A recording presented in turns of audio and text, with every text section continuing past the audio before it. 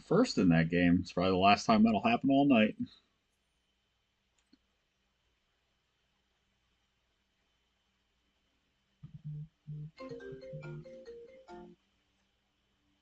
Hello.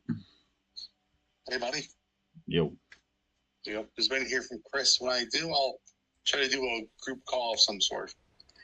Yeah, I have no clue how to even begin that. I did a little bit of searching earlier. I think I can do it. Okie dokie. Never did it before, but I think I can. Just gonna. Oh my god, I'm using up all my luck with going first. Oh man.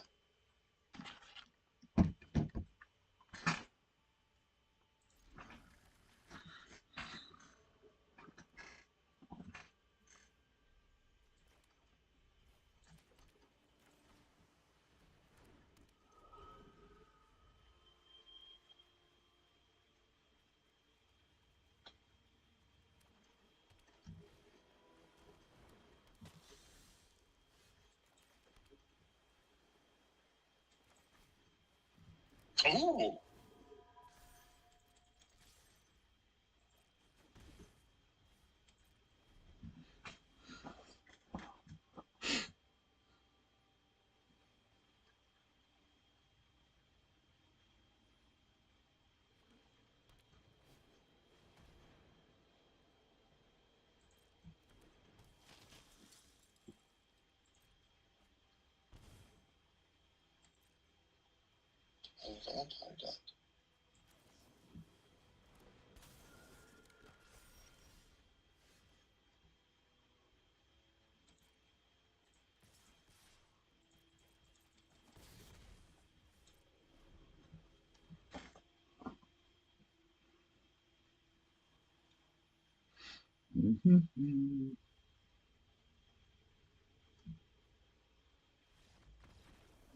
Oh my god, can't even handle it.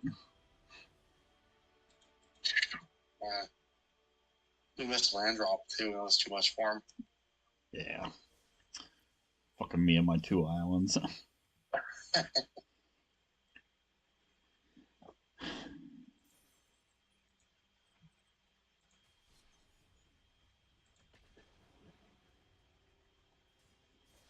Mr. Christopher.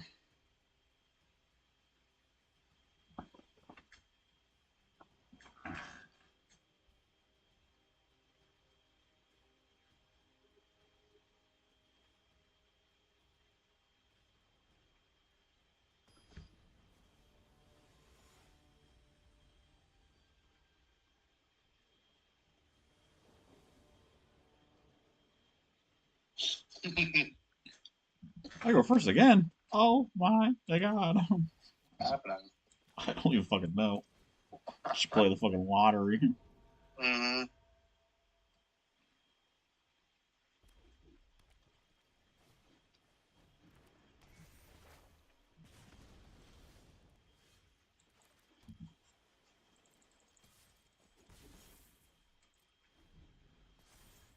Ooh, a red deck.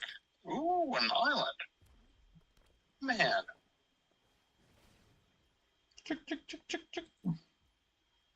Maybe.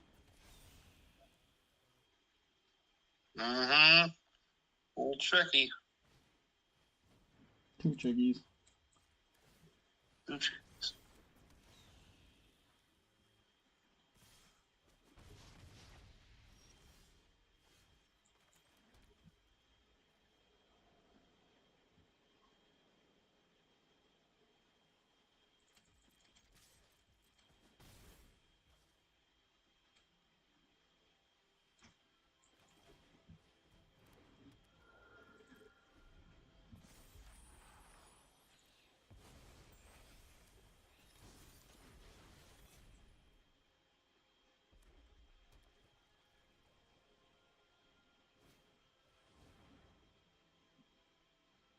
I'll be right back. Okay.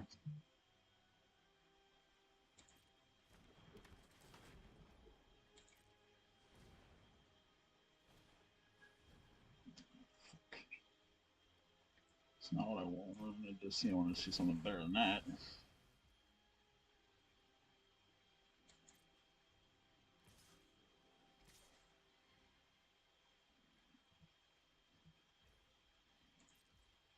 I'm gonna get bit in the ass here with let's do this and hope I don't.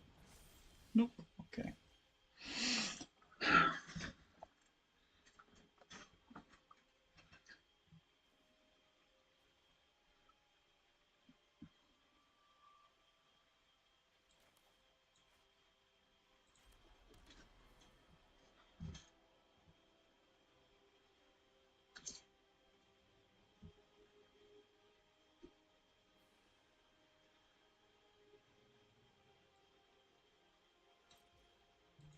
I'm back. Okay. Dear.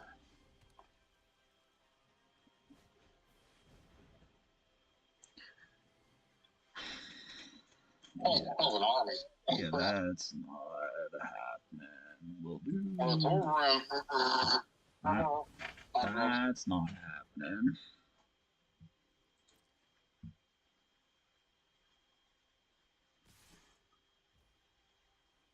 That would be insane.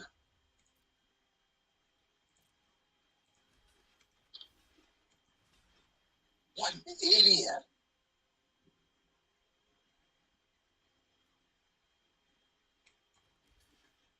Holy crap. You literally sacrificed 2 creatures at 1 point damage deal. Yeah.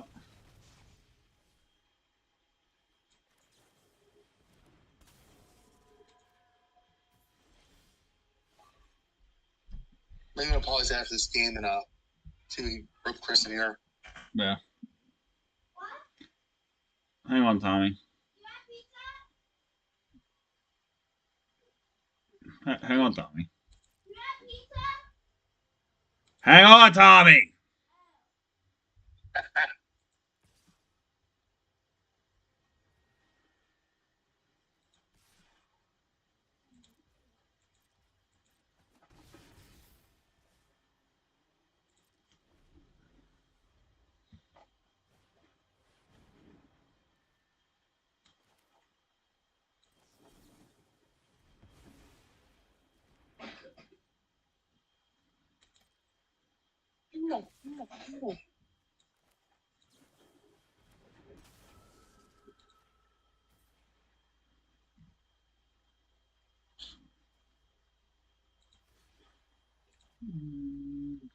Four. Okay, yet.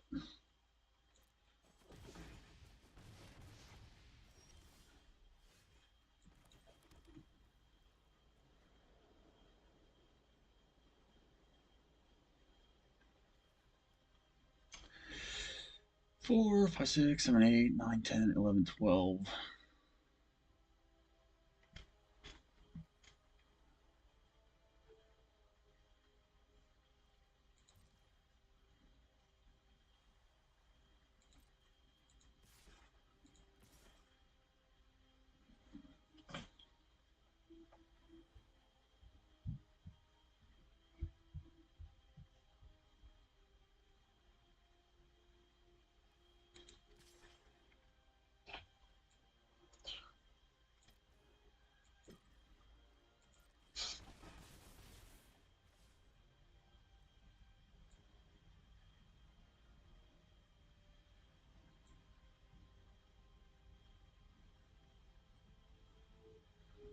Oh shit! If he has a burn spell, I may just fuck myself.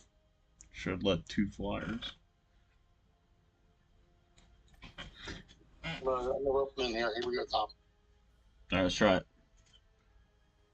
I might put a hold for a second, so I gotta do it up. 1 second. Okay, usage. Okay.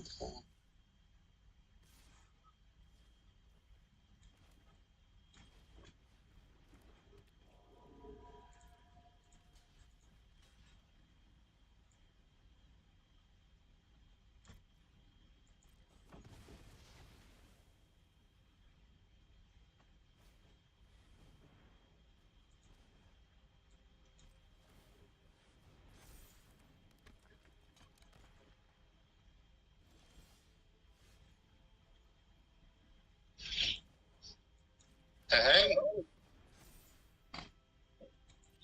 I'm Chris. Yo. Hey. Awesome. Very cool.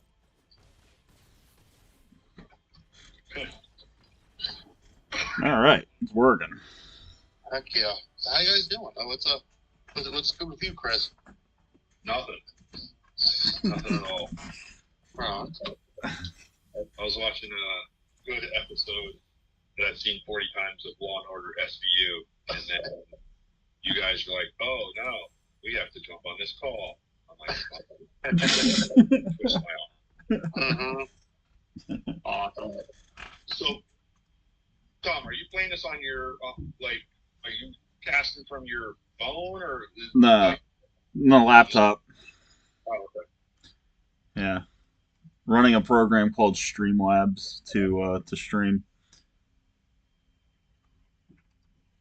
It's a cool program. It's free to pick up. It's just it's not shareware. That's the term for it. But like it just copies it on your screen, picks up your microphone, picks up speakers, and transmits it to straight to freaking YouTube. It's kind of nifty, kind of cool, and free too.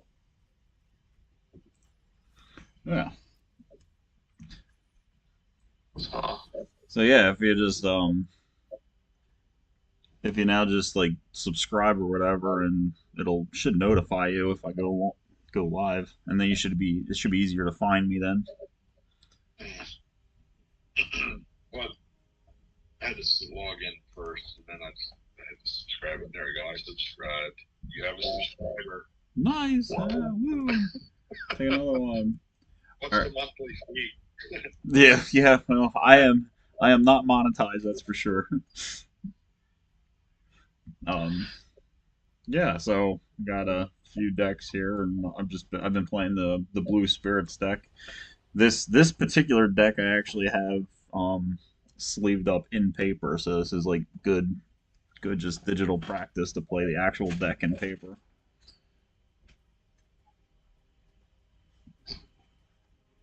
it's definitely a cool deck. I've played it before, but many times as well. Probably not nearly as many as Tom, but do some reps in. And this is in the Pioneer format. And Arena, they call it a Pioneer Explorer because they don't have all the cards in Pioneer and paper yet, but they're getting there. They add every like 6 months they add an expansion to Magic Arena. Or hey, here's 50 new cards that are in Pioneer. So yeah. Anyway, it's just it's a cool format, and yeah, it's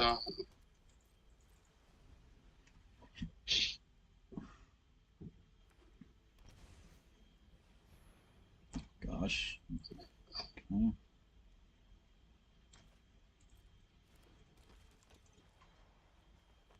so Yeah, not a huge fan of that card. you want to attack.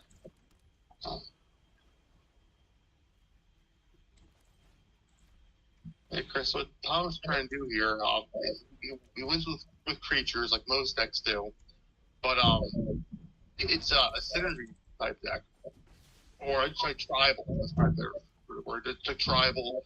It's all about spirits, which are you can see if you look at a creature has their creature type, and in this deck, every single one is a spirit, and they kind of like combo off each other. Like Spirit Phantom, it buffs up like other spirits. Shackle Geist, has abilities to get more spirits out. You can like lock down your opponent's creatures, and it wins usually around turn 6 at latest, or turn 7. And the whole time it's just stopping what your opponent's doing, crushes their their spells, and real joy to play. It's pretty much in close to tier 1 deck in Pioneer. The only reason why it's not tier 1 isn't because it doesn't win, it's because not everybody plays it. I'm gonna draw 2 cards here. It's frustrating as shit. I hate that card so much. Oh wow.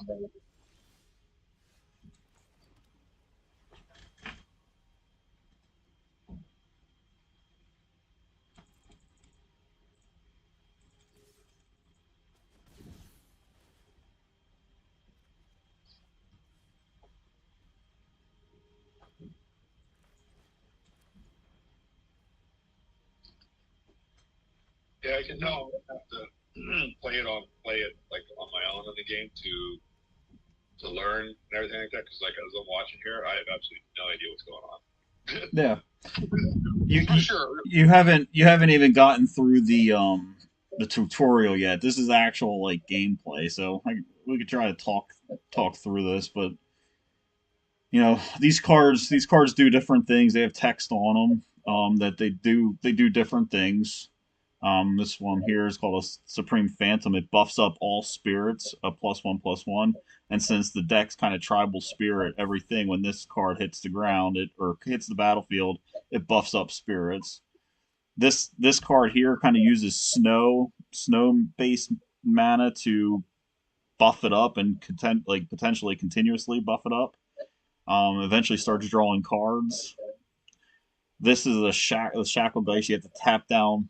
You have to tap down two of your spirits in order to tap down an opposing creature. I'm gonna try to. Not really sure what this guy's waiting for, but I'm gonna play this card out and then play the shackle dice. Then hopefully on his turn, he exhausts mana and resources on this card, so I can just shackle it down and it can't attack. That's my game plan here. This card here that I'm looking to play is a Mausoleum Wanderer. It's a 1 mana, 1 blue, 1/1. That every time a spirit hits the battlefield, it gets a +1/+1. You'll see this. I'll play the Shacklegeist out. It'll hit the battlefield. This goes up to a +1, like it gets a +1/+1 until the end of the turn. So I'll end my turn. It's going to be his turn now, and we'll see what happens. But you can sacrifice this and counter with whatever the power of the Mausoleum Wanderer is. You can counter an instant or a sorcery spell by sacrificing the Wanderer. So just different cards do different things. This card's just an absolute bitch because every time you put like an aura, um, either on the spell or have like a something target this spell, it connives, which ends up like giving it a +1/+1. It kind of draws a card. It's freaking miserable, and it has double strike. So it's a bitch. Yeah.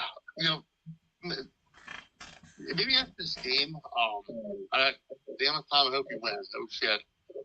Maybe just like look at the other game modes that are available. Not that you've done the playing per se. This is kind of show Chris around. Dude, your account is end game. Like you can show Chris, you see the amount of currency I have, and both gold. Oh, hell yeah, fuck them. Yeah, So just you see the currency you have, the other game modes, not just a draft, but like other draft formats. You're showing me your plethora of decks, maybe too. All sorts of different stuff you have. You put so much time into, and how did you win? You still had 15 left. yeah, he didn't make a play. So arena makes it so if you don't make a play and you run out of your timeouts, you'll just forfeit. So he I thought he killed himself. Honestly, I didn't know he timed out. no, I think he Did you timed time out. I think he timed out. Yeah. Okay. Huh. But yeah. I don't know. Like But there's So yeah, I mean like, there's a bunch of different formats. You could do like standard. So this is what we're kind of discussing the different formats. Certain cards are not not playable in the different formats. So standard play is more your recent cycle of sets. Back what is it 3 years now? I think they expanded it. So it's like 3 years worth of sets, I think. And then alchemy is just a bunch of bullshit. Alchemy is it's an online arena set, and they kind of fuck around with cards and make I don't know. Alchemy's stupid. They modify actual cards to do different things if they're like too powerful or whatever. Instead of just banning the card, they'll sit there and they'll either like nerf or buff a card, and then they'll just create digital only cards to play in the alchemy format. Like they're not even real cards in real life. So I don't think anybody really likes that format. Historic is I guess the closest format to actual paper is modern. So this is historic is the format that has the most abundant amount of cards associated with it, and explorer is kind of like the pioneer format. There's less cards associated with historic, but then more associated than standard. And then a bot match, I don't even know what that is. You just play, I guess, the bots. But Yeah. you can do And just regular play. You can do best of one or best of three toggle. Um, best of three, you have a 15 card sideboard that you can actually, like, during the second match you can start siding out cards that you think would benefit you in the matchup that you're currently in. And then there's obviously ranked between these different types of game modes too. yeah, for sure. And ranked and standard player are different, of course. The one there's like I guess 5 or 6 ranks. It starts with bronze. Then if you win X amount of games or matches without losses, you go up to silver, and then gold, platinum, diamond, and then the ultimate mythic rank. A crazy highlight I tell fucking everybody I see. When, like, you know, my buddy Tom, he got a mythic rank. Like, I think it's first or second month of playing the game. I think you got the mythic rank at least twice. I got a mythic rank once. Yeah, I got mythic constructed rank back to back months with a mono white deck. There was a mono white aggro deck. It's pretty much a white deck that was just small, like knights and soldiers and shit like that. And it just steamrolled. I mean, the deck can win turn 4 pretty easily. We damn near, you know, pretty quick. And he just grinded that to mythic pretty quickly. And as a new player, it's pretty impressive for sure. And yeah, this is a deck right here. Oh yeah. But yeah, it has a decent curve to it. A bunch of 1-drops. It's tough to like play them from the first turn. Like you see those cards there with one that symbol. The code spell cleric, monkey open hand, the fawn. Those are things you play on turn 1, and they're a powerful creature turn 1. The next turn, you play on another planes. You have 2 mana out, and then potentially you can then either cast a 2 mana spell, or in some cases, 2 1-drops instead. Because those lands, they're your resource. You can play up to 1 per turn, and they allow you to play more powerful spells. And then as you can see in the middle pile, 3 and 4, with Legion Angel and Skyclave Apparition and so on, you just cast bigger and bigger spells. And like Tom's showing there, with Monk with Open Hand, coupled with Clarion Spirit, the more spells you cast per turn, you don't have to be big spells, but smaller spells, you get some really nice buffs to your creatures. So like on turn 2, you play a plains out, you play a Monk in the Open Hand. On turn 1. Then turn 2 comes, you play a plains out. Now you have 2 plains. Now all of a sudden, you can do like a paladin class if you had it, and a code spell cleric. And you want to do it in that order because if you look at code spell cleric, when code spell cleric enters the battlefield, if it was the second spell you cast this turn, put a 1/1 counter on a target creature. You could put it on itself, or you could put it on the Monk of the Open Hand, which now, if you read Monk of the Open Hand, it's out. It was out on the battlefield during turn 1. Now, its thing is Flurry of Blows. Whenever you cast your second spell each turn, put a 1/1 counter on Monk of the Open Hand. So this card gets bigger. It gets to be a 2/2 when you play two spells in one turn. And since you played the code spell Cleric, the second card of your the second turn, it also gives a counter. So you could have a 3/3 Monk on the Open Hand by turn 2 and swing it in. That's not too shitty. That's pretty good. Okay, but what does that mean? What's 1/1 mean? That's I don't know what that means. Power, your power and your toughness. Power is on the left. Toughness is on the right. So if you're looking to match up against the opponent's cards, the power will match against the opponent's toughness, and the your opponent's power will match against your toughness. So if you have a 1/1 swinging against a 2/2, your card will get eaten up. Your one power is not going to damage. You're not going to kill the 2 toughness creature, and his 2 power is going to eat up your 2 toughness or your 1 toughness. So it's power and toughness. So for instance, this Redain is a 2/3 flyer.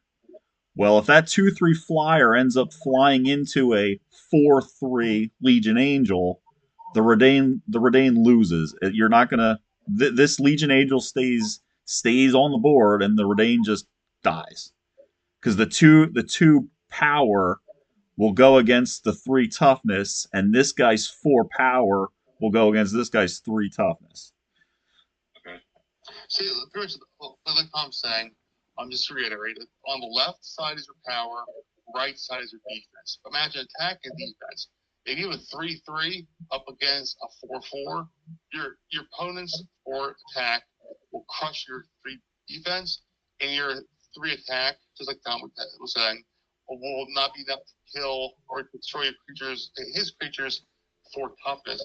And it's worth noting, at the end of every turn, whether it's your turn or your opponent's turn, like you got your guys that quote unquote like healed. So pretty much, if your 3 gets hit with 2 damage, it's technically kind of a 3/1 at that point. Yeah, and then the turn it goes back to a 3/3. Like it's defense is rejuvenated. Or some more technical shit. If your opponent casts a spell to make your power weaker, let's say you cast a spell to make your guy -2, -0, so your guy goes from 3/3 to 1/3.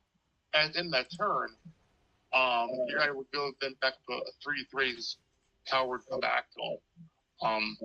So yeah, let's definitely get that Tom's doing up here for sure. yeah, let's get into another game and we can try to talk through it because there's different phases. You got your upkeep, you got your draw, like your main phase, your combat phase, and then everything like that. So I don't know. Let's try to, I guess, explain it through it and then watch because Arena kind of makes things a little bit idiot proof too. So you can watch the power and the toughness of these cards kind of in action, and then you'll see its power, its toughness, and stuff like that modify as the game goes on. So I'm going to. So I just drew a card. It was automated. I drew a card. I drew a mountain. I'm going to play a mountain. Now this card here is a 1-drop, and it's a 1 power, 2 toughness, haste, and prowess. Haste means it doesn't come in with summoning sickness, so I can send in the attack right away. Yeah, every creature in the game, from just by their nature, they can't attack the turn they come into play. However, if the creature has the haste ability, it then negates that. They attack instantly.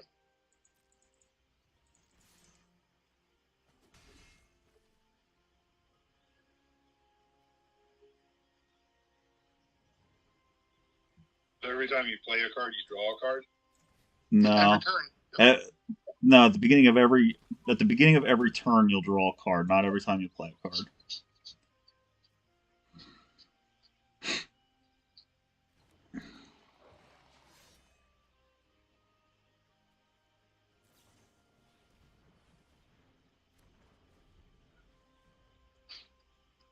So yeah, and at the end of your turn, the opponent casts instant spell, which you play during any phase of the game. But it taps mana to do that. Now this opponent here has an island out and black mana, a swamp and island. Yeah. She has the ability he can cast things up to 2 mana at this time. Yeah. And he kills himself. Yeah, he killed himself. So this card he played on my turn, but it's a card that has instant speed, so he can play it whenever he has the mana available to play it. He could play it, whether it's on his turn, my turn, whatever.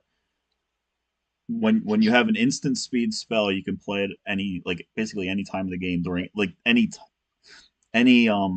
phase, I guess is what you want to call it. Mm-hmm. Now there's sorcery. Sorcery can only be played at certain phases on your turn, not Mhm. not not your opponent's turn. But let's leave the match here. Yeah, I know what Chris is thinking. Man, There's the a county is easy compared to this. yeah. Pretty much. There's a lot, which is why the game. Okay, here's a sort. So here's a card that I just got from, I guess, ranking up the mastery pass. So here's a sorcery. So this is one that can only be played on your turn during a certain phase, and this you need 1 black and 4 anything to play it. But this spell costs 3 less to cast if it targets a creature card with mana value 3 or less. So if you're targeting a card, return target creature card from your graveyard to the battlefield.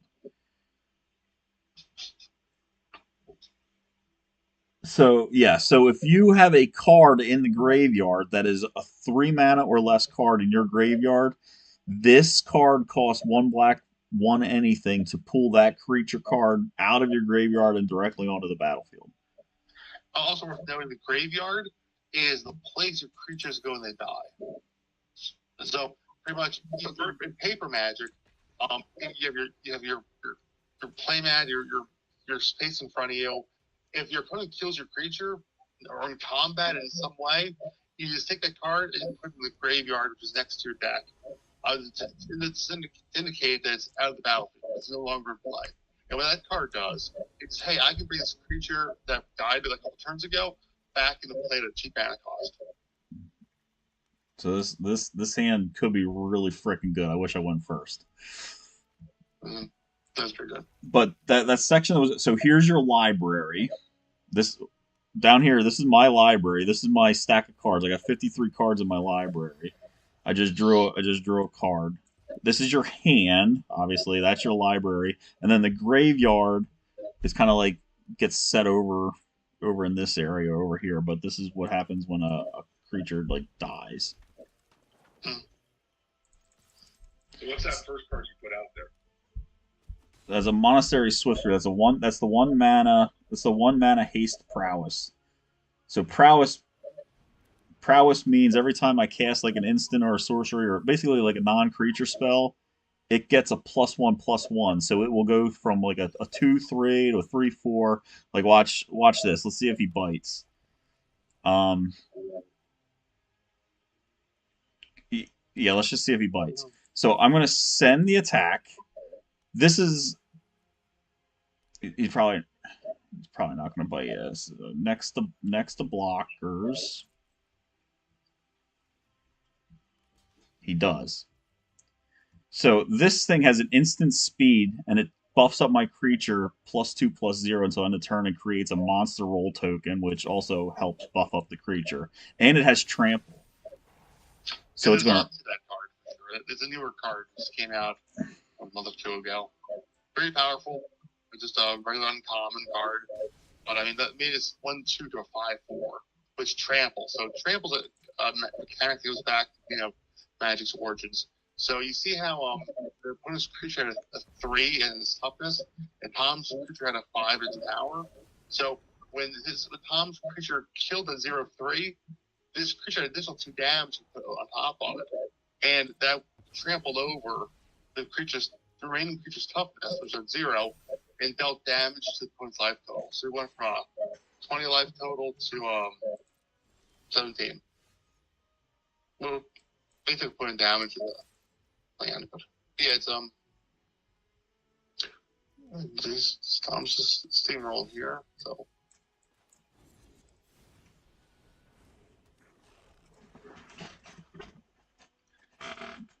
And this guy can get pretty dirty here. Whenever you, I don't know what that is. I'm not really even sure the deck I'm playing against here. I don't know these cards at all, but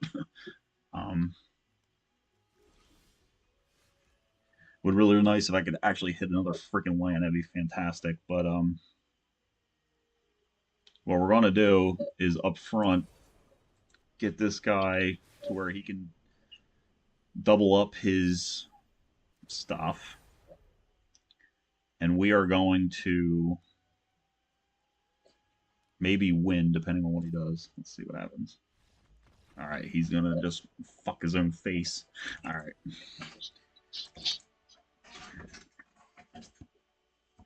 Nice. He killed himself.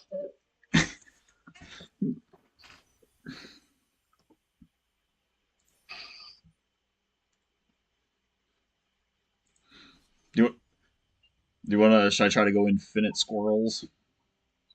Yeah, that'd be cool. I'd go for it. It's Unleash, fun to say. unleash the squirrels.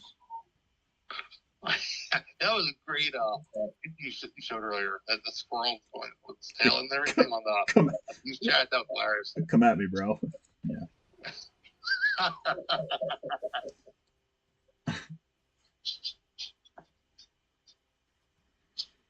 Now, Chris, this deck is cheesy as shit. If I can get this thing to go off, there's gonna be a lot of freaking squirrels and some very big creatures. It's gonna be hilarious. It's like really trolly.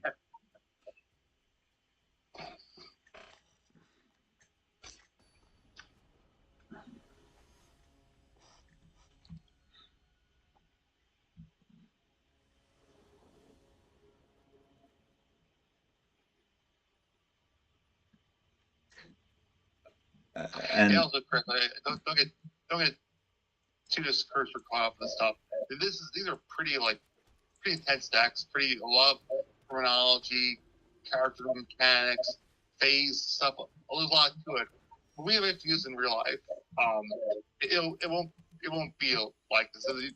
You're still you're in the tutorial stage of the game.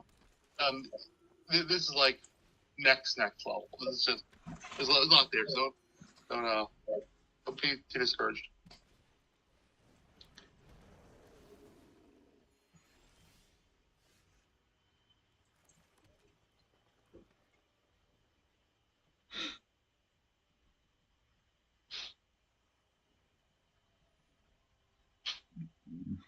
You had a rocks in here? I didn't know that.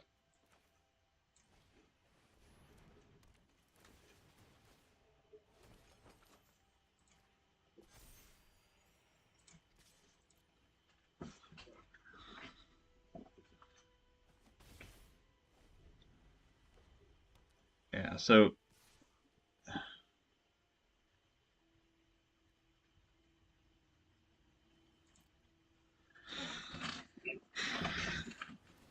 not so much worried about this. My deck's all life gain type stuff, but we'll see what happens. Like every time a creature hits the battlefield, oh here we go. Here we go.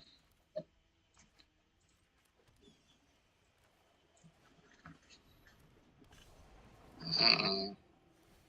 I love this card gets a +1/+1 counter for every life gained. Miss Green Nutty. He's done. Yeah.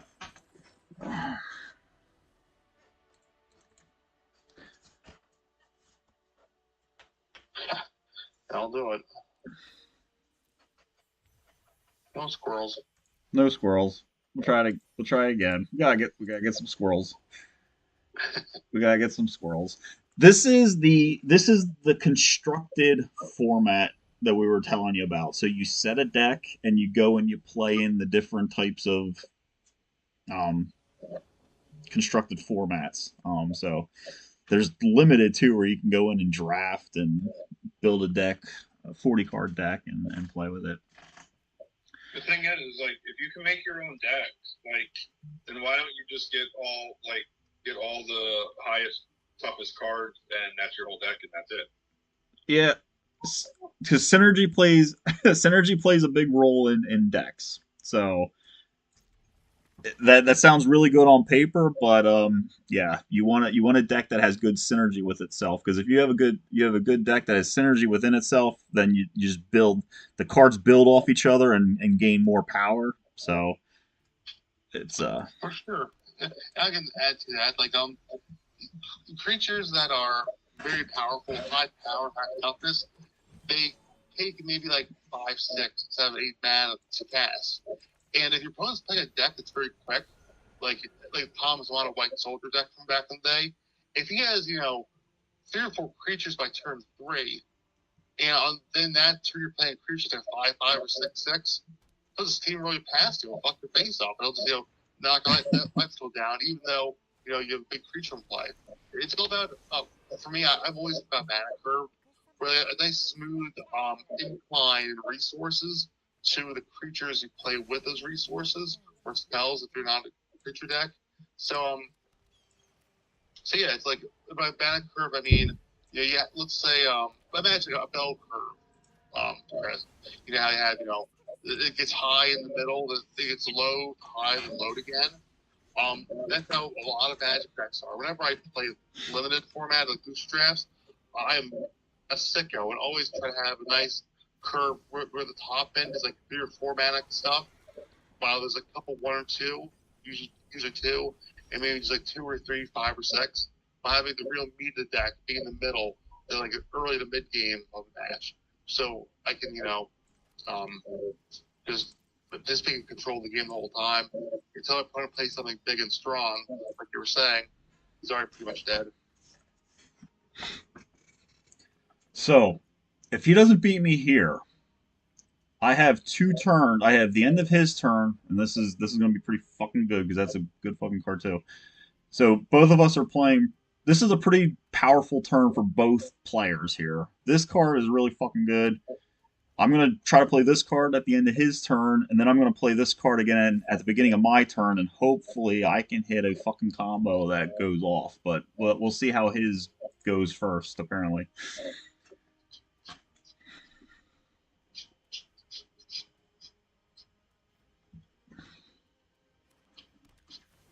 And Nykthos was not too bad, but I guess he doesn't have anything to follow up with it. Has it sure the jump one, so you can't activate it.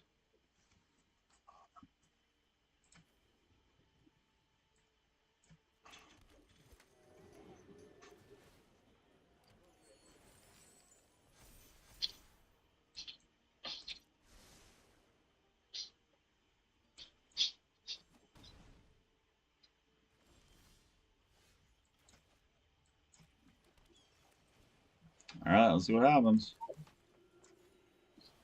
There we go.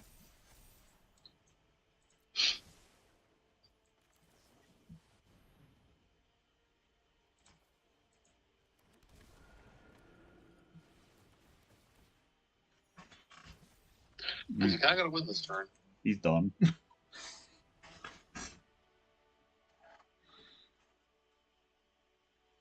Nice. So like what Tom did there, Chris, he swarmed the board with some life-gaining synergies. It took his opponent by surprise, maybe. Maybe he knew it was coming, but he had 8 creatures, while his opponent had 2. And if Tom didn't have those creatures there, his opponent was going to fuck his face up next turn. Like, he had ways to generate a shitload of mana. His creatures were going to be enormous. Like, he probably shit out maybe 3 or 4 creatures that are pretty fucking strong, but he was turned too late, and he conceded before Tom killed him. Yeah. We can. So that's a little bit of the gameplay, but there's so when you get past the tutorial and stuff like that, there's wild cards, so you can. What's the best way to do this? Let's go into like the collection, and you can. If you go into your collection and stuff like that, you can use like the filters to say, okay, well, like, what do I have collected? What don't I have collected? How, like, you can set up the filters, how many cards, whether you have 1, 2, 3, or 4 of them. You can set them up to see like what you have. There's different types. You can select on the types to try to set the filters of what you want to pull in and search for. Because this is what you do. If you like click on non-collected, like this opens up like Pandora's box of all the cards basically in the game. So if you want to try to say like, okay, well, I want to create a standard deck. I don't think I did this right. I think we gotta go. Okay, let's go in the let's go back to the decks and kind of say, okay, well, I want to like create a deck. So let's like add a deck here, and then you can say, okay, well, I want to create a standard deck. Now, in my personal opinion, when you get through the tutorial and you start playing, you're going to try to use the pre-con decks that you get. and just kind of play through that and just play the game until you build up a wild card base, and then you can go in, and I would advise creating like a an explorer or a historic deck, because it's kind of like an eternal format. The standard format will rotate eventually. You might get a year or so of playing with the cards, but it will rotate. And the cards will just, they won't be standard legal anymore. So you can come in here and you can say like, okay, well, I want to create an explorer format deck, and you can, it's a, at least at least you need 60 cards to build the deck. You can have more, but at least you need 60 cards to build the deck. And then you set your filters to say like, okay, well, collected, non-collected. Okay. And now if you have an idea of what deck you want to play, you can see that there's cards here that are grayed out, and there's cards that are glowing, which means I have some. Up here, there's a spot that says, okay, well, I have one of these Seeds of Life Bounty, but I have four of these Archon Glories. So if I wanted to make a deck and I need four Archon Glories, I have them, right? But then I need, okay, well, I need two of Johnny's Welcomes, and I need four Anointed Choristers. It's going to say, well, you don't have them, but you can craft them. And if you look at this, and I don't know if you know this, it actually took me a bit to figure out this, but these cards, the silver means it's an uncommon. The black, yeah, the every time I try to show something, it pops up. The kind of the black or uncolored means it's a common. The yellow is a rare, and like the blood orange, if there's one, is there any, why would there not be any mythics? Well, they are mythic for a reason.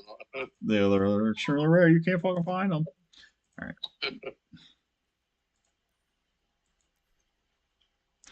So like the blood orange is a mythic level. So when you get wild cards, I have 258 common wild cards, so I could craft 258 common cards that I didn't have. I could craft 116 rares, 63 mythics. Like the common and the uncommons, they give you like they're going out of style. It's like Pez candy. They just keep giving them to you. It's a little bit harder to accumulate rares and mythic rare wild cards.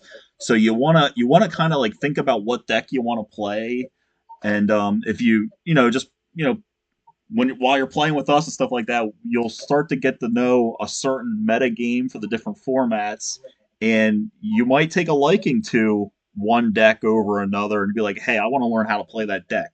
Well, accumulate your wild cards and then build it. You build the deck using the wild cards.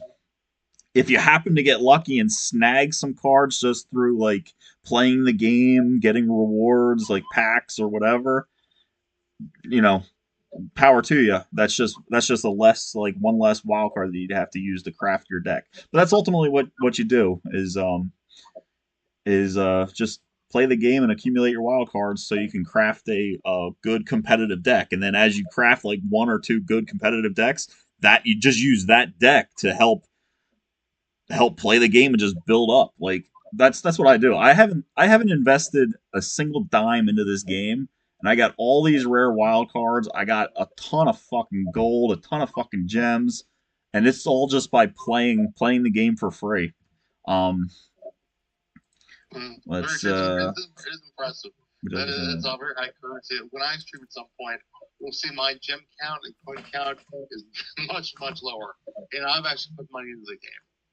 Just it is what it is. It just, but again, I've done more drafts. My collection might be bigger in some ways, but that's only because Tom choosing not the wild cards. He nuked his fucking wild cards. He'd have our selection league problem. So it is just even no dollars necessary and some time invested. Man, having fun and really build up your wild cards in your collection. Also worth noting that Tom showed you all those wild cards, all those the collection button. So the collection isn't just for one deck. Once you unlock the cards in your collection, you can put all of them you have in any freaking deck. So you don't like four like in most decks, or sorry, not most decks, but you can only have 4 cards of the same name in any deck, minus base lands. So pretty much, if Tom has four rhinos, it's not a creature, but for 4 rhinos, you can put that 4 rhinos deck in any amount of decks in standard, any amount of decks in explore if it's viable, any amount in historic, etc. So it unlocks it permanently for your account, not just a deck. Worth noting. Yeah. So let me show him that. So this massively blessed deck that I threw together was the deck that I was just playing, right? So this deck has like 4 Collected Company, 4 Heliod Suncrown, 4 Scurry Oak, etc. If we go into, because I have these in my collection, so I have this in the deck. If we go over to this one, this Elf Squirrel Life Gain deck, you'll also see that I got 4 Collected Companies, 4 Scurry Oaks, 4 Heliods, 2 Moon Dancers. It's not like I needed 8 Scurry Oaks to fill both decks. If you just get the 4, you can use it in many different decks. So this, like when I built this deck, I don't like this one as much as the other one, but this one has an ability to get infinite tokens and life in two different ways. Sorry about that. That's okay. No worries. So yeah, this Tom's account is endgame. Like he has a large collection, good decks, and with his wild card, if there's a new deck came out in standard or some earth breaking cool ass card for Explorer, Tom is crafted. No problem. No big deal. The cool thing about Arena is a card could come out and it could be like a $60 card in real life. It could be a mythic card, $60 in real life. So if you needed it to build your paper deck, it's going to cost you an arm and a leg to put 4 of them in your deck if you need 4 of them. The cool thing about Arena is you only need to use 4 mythic wild cards to craft it. So Arena doesn't have, you're not going to have real world dollars unless you want to do that. It's not pay to win type of game. It's a free to play game and you can compete free to play. But yeah, all it takes is a wild card. Now, Magic Online, which is another online playable, site or game to play Magic the Gathering. It is more of a real life card digital database. Like there are real life dollars basically tied to the card. There's an economy. Yeah. It really is. Which is kind of interesting, and Stan and I like playing that because of it kind of feels more like tabletop game. It's for a new person watching it, it could be a little slow and boring, but because Arena is definitely flashy, but Arena has kind of like behind the scenes like hand smoothers and stuff like that to make the games a little bit more competitive. Where Magic Online they say doesn't, but I would argue that too. Mm-hmm. But anyway, Arena's a really fun game to get your feet wet and play the game for free and enjoy it and learn it. Mm-hmm. Yeah. Yeah. And there's so we went through like the gems and stuff like that. There's I really don't know what else to really go through. Oh, Mastery Pass. Like this is something they do like every, what is this, 3 months, Stan? It's every like release of a set basically. But the Mastery Pass is where you can if you wanted to, put real money into it, or if you just accumulate the gems, you can buy the master pass for 3,400 gems, and you can get a bunch of different. Um, you get all the rewards as long as you go through the tiers and stuff like that. So you can put 3,400 gems in, but you get some gold, you get some packs, you get actually $1,200 or 1,200 gems worth of gems in the rewards if you get through it. Um, so you can kind of make some back. There's some more gold. So, oh, this player draft token is basically 1,500 gems alone. That's 1,500. Then you get 1,200 in the other gems. So, yeah. Yeah, here's some. Do you mind going? The great explanation. Sure. Can you go back to the main screen? I want to make a small observation, small point. Um, so with perfect, great. So here you're like, okay, these guys are showing me the Tom's account. There's a lot of fucking flash shit happening.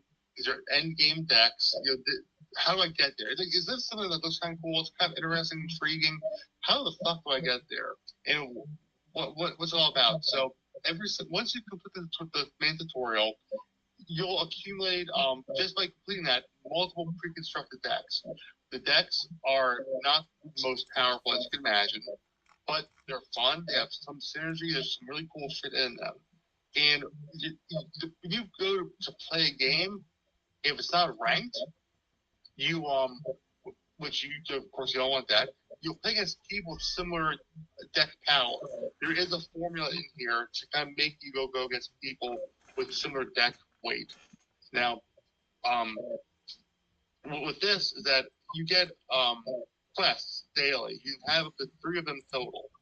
And what these quests do, and Tom, I think said this a day or two ago at the office, that it might be something as simple as, oh, hey, play 20 green spells, play 30 white spells. And by doing that, you'll accumulate gold currency. And with gold currency, you can, which is in-game currency, you can either buy packs, which aren't too expensive.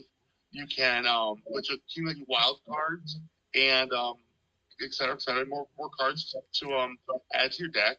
Or what I've done from the beginning, and Tom has too, especially in the beginning, doing drafting.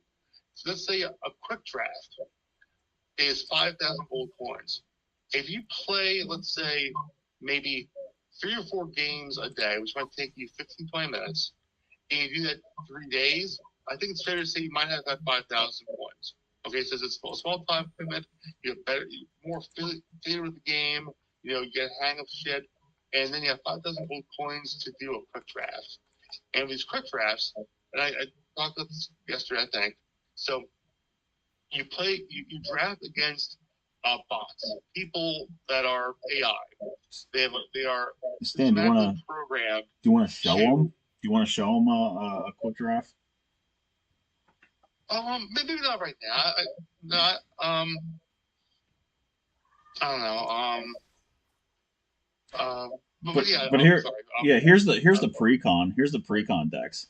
But yeah, the What I'm draft. trying to say is that there's other pre-con decks for sure, and it's just that like by doing a quick draft or premier draft, you accumulate packs. Even if you don't do great, you're better at the game, more familiar with the items, and they're kind of fun too, even to a new player. Now, Tom did do a draft, I think, a year or so ago, and he said it was a terrible experience.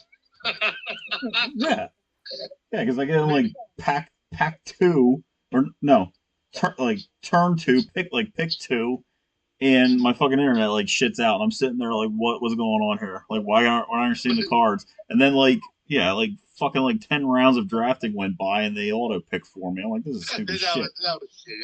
Honestly, I was alluding to the 6 feet under one, like the draft went in person. Oh, now, I mean, yeah. I don't like drafting. Like drafting's not my thing. I don't like drafting. I prefer constructed play. But yeah. I'm all about both for the most part, but it depends on what the season is. Like for me, I want to play competitive, and I want to play formats whether it's constructed or limited, that leads into big events. Whether I go to the big events or not, and these big events might be as simple as 1,000 player tournament online. It might be a challenge with 100 people. It might be a tournament in real life that I have to get 30 or 40 people. And I try to practice for things that are currently popular in Magic atmosphere. These it's like I don't know. Um, there are so many options in the game, so many different formats. In a real life example, like let's say, okay, I have I have a deck. I want to just play against friends up, and I get pretty good. I get some good deck ideas and know the metagame a little bit. What do I do to play in real life? What is like the end game? Well, the fucking start of the end game are these things called Friday Night Magic, where you can every Friday night all over the fucking world, even in fucking Japan, you can go to an event and enter into either a construct tournament or booster draft, and you can play games against real people. It's just, and that leads up into bigger events on weekends, and those events lead on to other things as well. I've always been a competitive player since I was like 14 or 15. It was pretty cool. I told Thomas before. I qualified for the Junior Series Championship when I was 15. I had a beard then and I had sideburns at the point. I was a pretty hairy guy. And I qualified for this tournament in Florida, Orlando. I didn't go though because it was kind of I don't know. I was 15. I was in school, not easy to go to. But yeah, it was many years ago, of course. But there's somebody. I love the competition, and Tom, he is very fucking competitive. It's great. I don't know. There's just plus the card collecting, the box cracking. Me and Tom crack boxes, maybe not once a month, but sometimes twice a month. Sometimes once every 2 months. It all depends on what's hot, what's going on. I mean, it's a lot of fun. The cards appreciate value, the decline of value. The artwork is fucking kick ass. I mean, there's a lot of cool. Like if you like the idea of card collecting or playing like a fantasy game, there's so many things you can do with this game. You can be. Some people just play one format and one format only. Some people just collect cards. Some people buy and sell. Like no matter what type of person you are, if this game interests you, you might find an outlet that is a lot of fun, and you might ignore everything else, and that's fucking awesome too. I mean, but yeah, no, I'm rambling a little bit now, but yeah, just want to share that. Yep. Mm-hmm.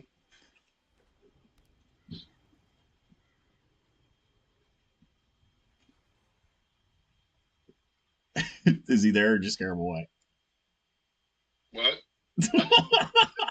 Yes, awesome, love it. Oh shit.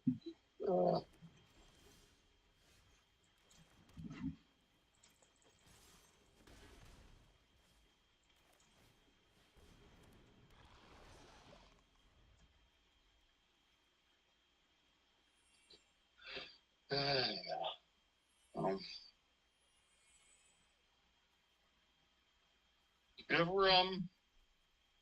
when you finish up your closing stats? Huh? Did you finish closing stats today? Yeah, I finished it like a little bit after 4. Nice. Yep. Did Jerusha approve it or whatever? Not yet. Okay.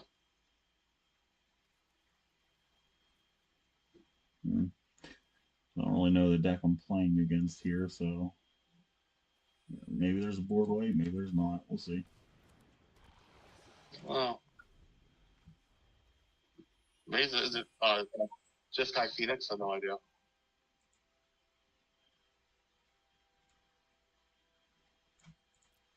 Don't know. But if Finn the Fangbearer would end this game. Yeah, that's for sure. So this deck I'm playing, Chris, is trying to utilize a mechanic called Toxic. And you don't need to with Toxic, you don't need to get the opponent's life down to 0, but you need to get the Toxic counters up to 10, and it's the same as a game win. They lose the game if they get 10 poison counters. It's a very niche way to win. Very, very few times in Magic history has poison been a big contender, except for, of course, Infect and Modern. That's like the staple fucking poison deck. No other deck does it as good as that. Yeah, so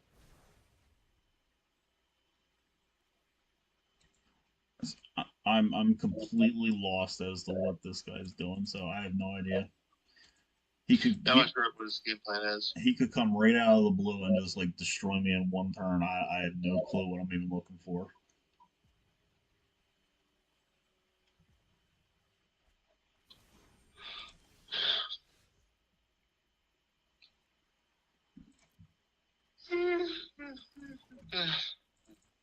Yeah, unfortunately, I'm not getting the cards I really need. Just freaking hitting them for 1 damage with several different cards, and he's got 3 poison counters, so he's just hanging in there. And he's not playing any creatures, so these cards are useless. So that's got to be something good, probably. Okay. He appears to be doing stuff for free. Okay. Mind's Desire. Okay. Storm. He's playing cards for free. Doing something now.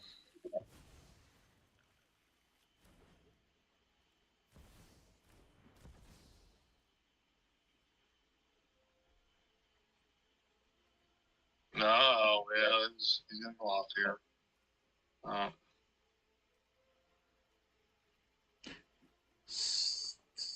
Once during each of your turns, you may cast a spell from your hand or the top of the library without paying its mana cost. Once. Okay. Well, he's got that down, so now he can play it, I guess, as many times as he wants. You may cast your cards from your hand without paying the mana cost. He's running out of cards, though, which is good news, I guess. Gain 2 life, fine. Oh, gain more cards.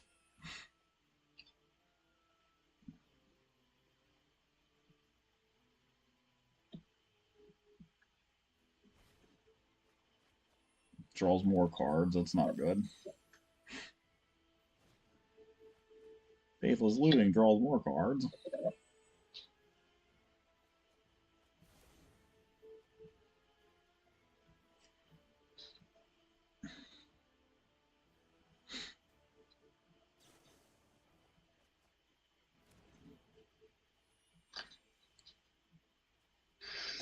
So he's played a lot of cards right now. He's drew a lot of cards. He's playing some type of storm deck too. So there's a good chance I die.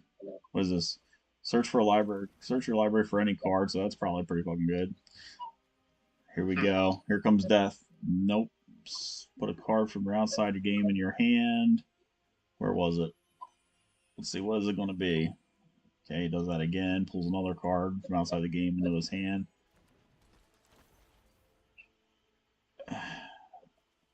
So you can pull as many cards as you want in one turn. Like, how is that fair? It's whatever combo he's got going off with any of these fucking cards here. I don't even know. The combo between those 2 enchantments, and this is historic, so more cards are legal, so there's more fuckery going around. Pretty much, yeah, he can just go ape shit, and he is. But you can see though, he has 2, 4, 6 lands out, so he did jack shit for about 6 turns. It's just like what you were saying earlier, Chris. They have a big creature. Tom has a bunch of small creatures, and he could have won probably 2 turns from now. But since the opponent, since no offense, Tom, since Tom gives the opponent a little bit extra time to stabilize and get like a thing going on, like a combo of sorts, it's just he's wasted, and yeah, it's the way the game sometimes. Yeah, my deck My deck, Like, I'm still has 20 points. yeah, I quit. I quit because he was just gonna sit there and kind of waste our time for probably another 10, 15 minutes until he finally found the piece to win the game. But yeah, so the deck that I was playing there is low casting creatures with death touch, and there's a card that you have to hit that says anytime a creature with death touch basically hits face, the opponent gets 2 poison counters for each time. So you basically just need to strike them in the face 5 times and they lose. But I didn't find any of that shit. Instead, what I found was a bunch of one toughness or one powered creatures with death touch, and basically he just gave him enough time because I didn't kill him in time. So that's pretty much what it came down to. So I'll try it again, see what happens.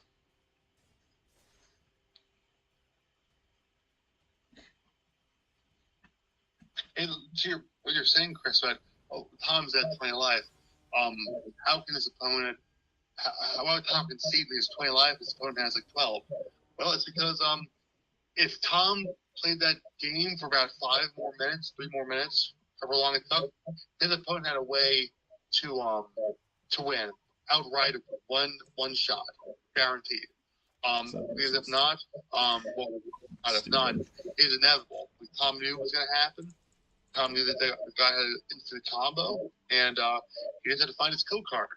And he would have done that. He would have definitely found it. So. Yeah, I just don't understand why he was allowed to continuously pull cards. It's like, oh, I'm just going to keep pulling cards from my deck until I find the right one. Like, I don't know, man. So this is what happened. So he had an enchantment out which cost 9 mana. So that means he had 9 fucking lands out to cast it. That's a pricey spell.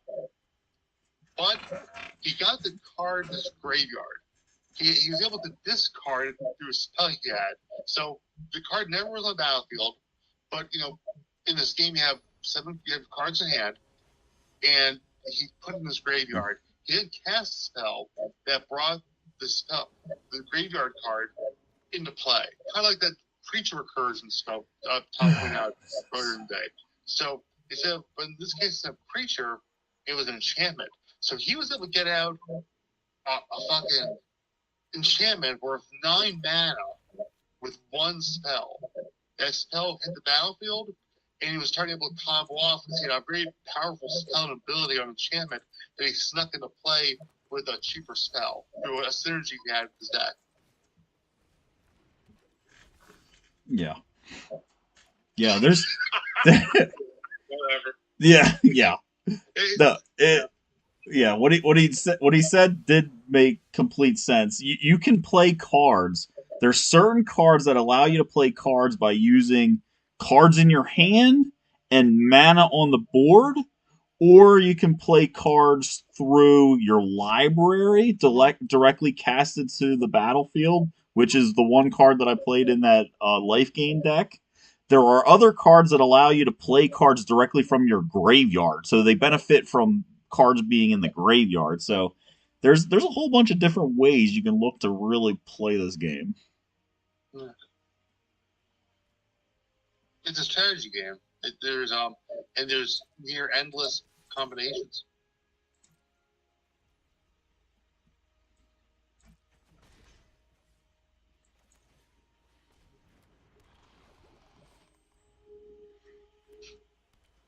And my Finn the Fangbearer does not seem to want to come out at all. I played in a fucking the last match. I tried mulliganing a couple times to see it. I just quit.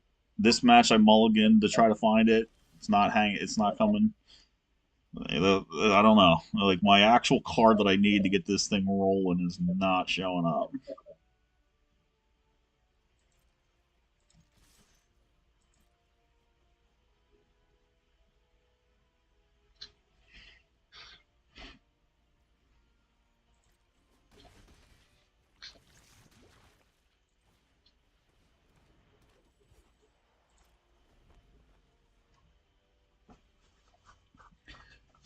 But this death touch mechanic, it's got the little skull here.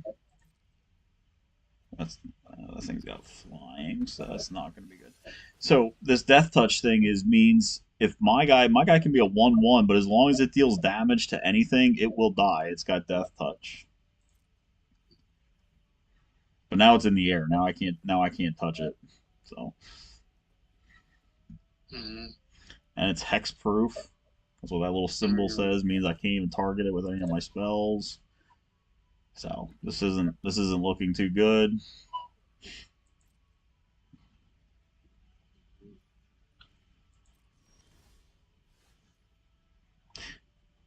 Wow.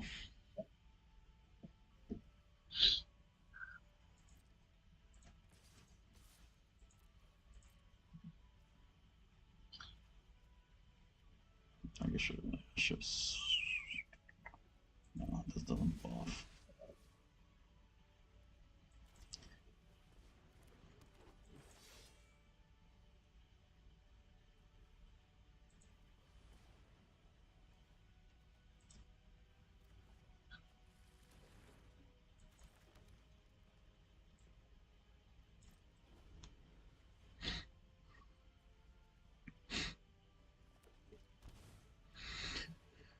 Okay, that's probably not good.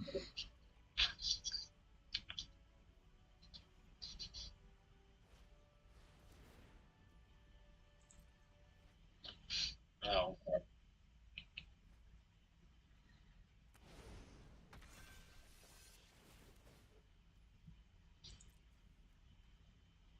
Yeah.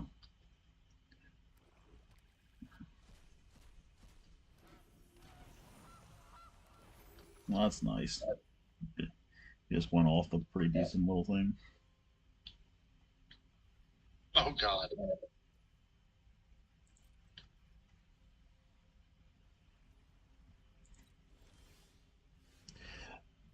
Yeah. So I'm getting like the useless cards of my deck. This isn't good. Let's try.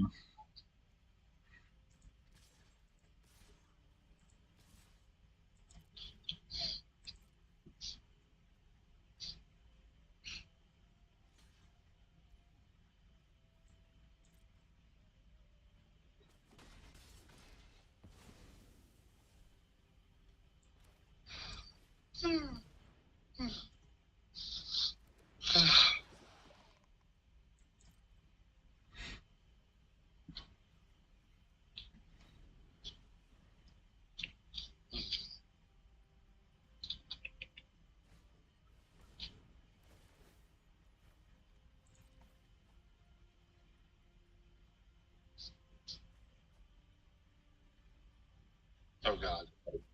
Yeah.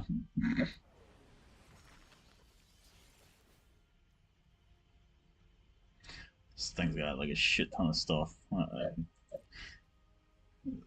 This game's over.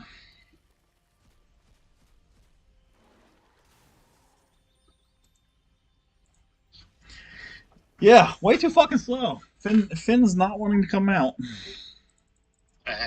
God.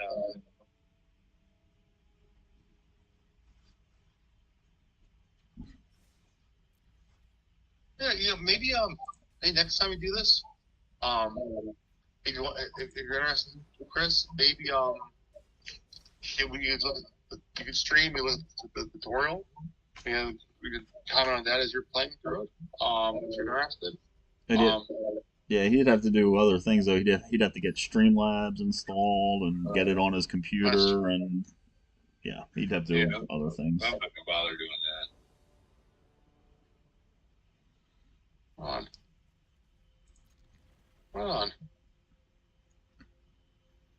But yeah, we could do the. I imagine we could do the streaming, and we could do the streaming. And if you wanted to be involved, just learn the game a little bit better, then that I would think would be good. Yeah.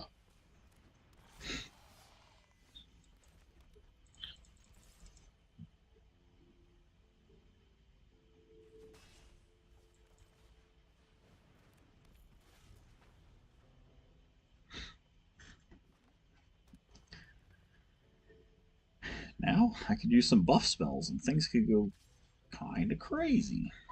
Mm-hmm. No.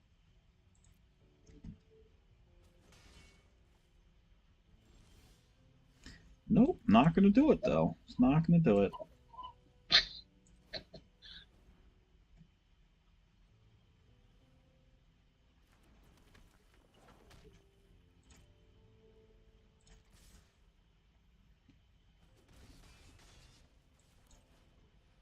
But yeah, either way though, I mean, I live.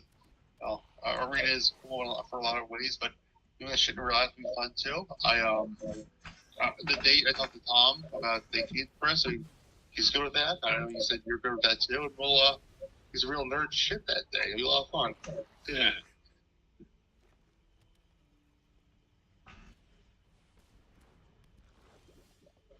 Oh, this is annoying. This is super fucking annoying. Arena just pretty much said, yeah, fuck you over the last 3-4 games.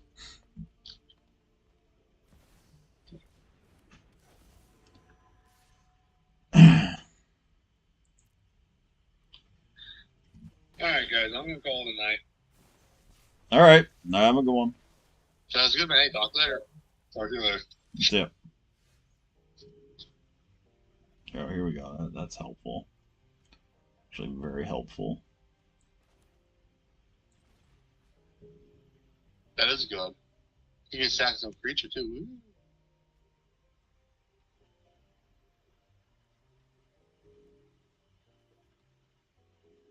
I guess if I take this, do I win? So I get 3. I think I can.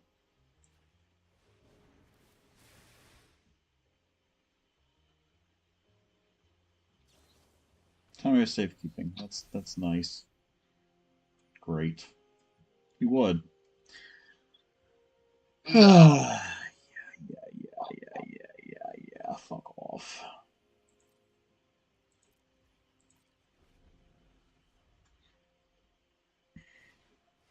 I think Chris was trying to follow. You think he was interested? I think it was. I think it's a lot to take in, but like I was trying to tell him, this is like NBA shit. Like this is like, you have a real fucking deck here. The ones you're showing, these aren't just whatever. Yeah. Look at this. Look at this stupid shit. Oh my god. You're kidding me. Yeah.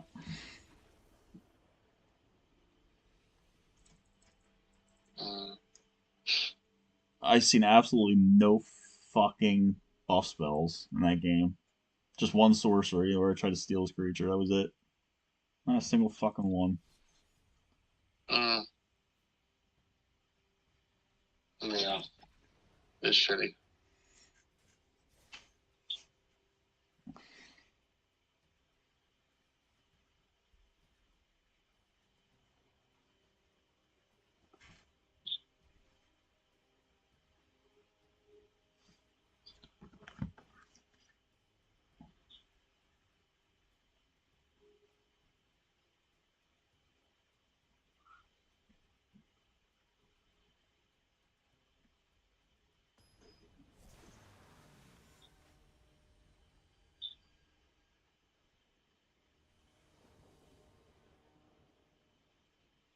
I'm going ahead after this game too. Yeah. Pretty small than online. Yep. Me too, I think. Um, it's not bad. This could be decent.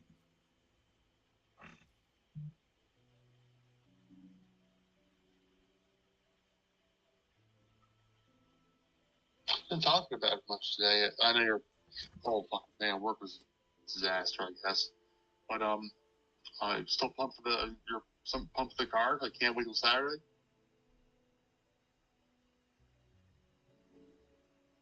Yeah, that's.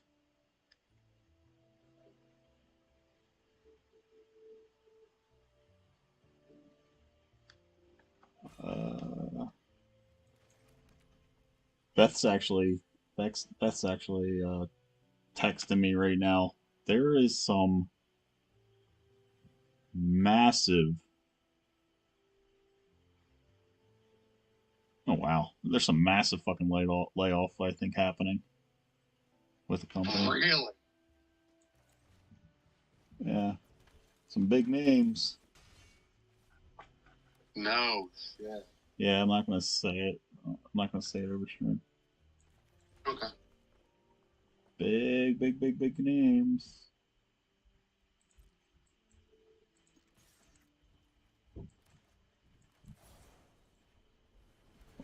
I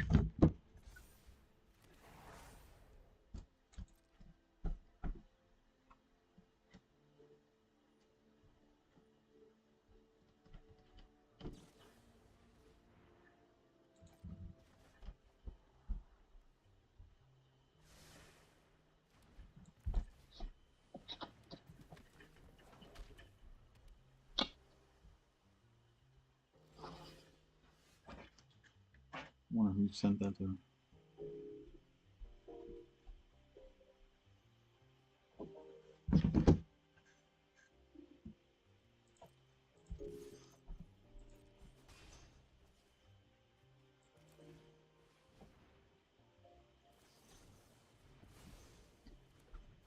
I'm playing blue, your mono blue. Oh no, Stellar Secrets. Mm.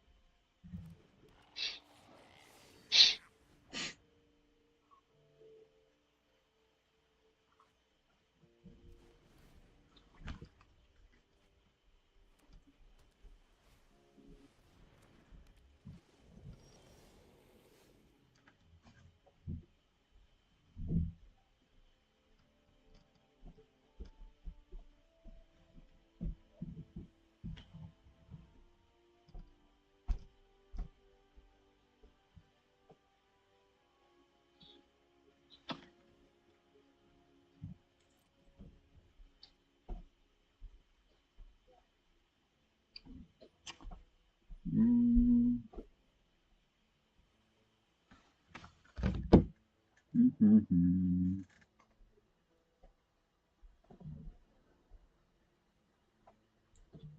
Let's see what he does if I do this.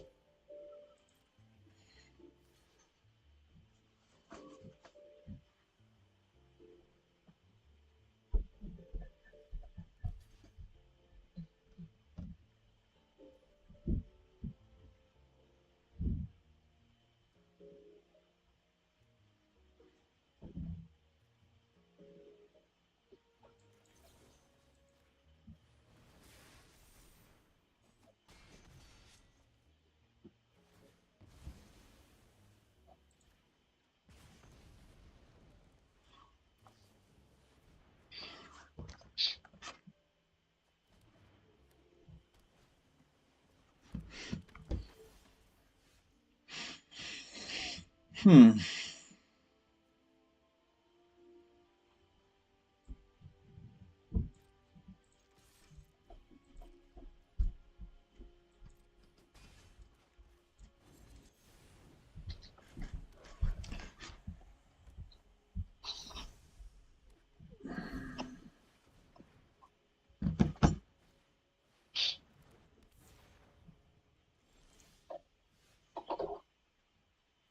Oh man, that's great. Look at that.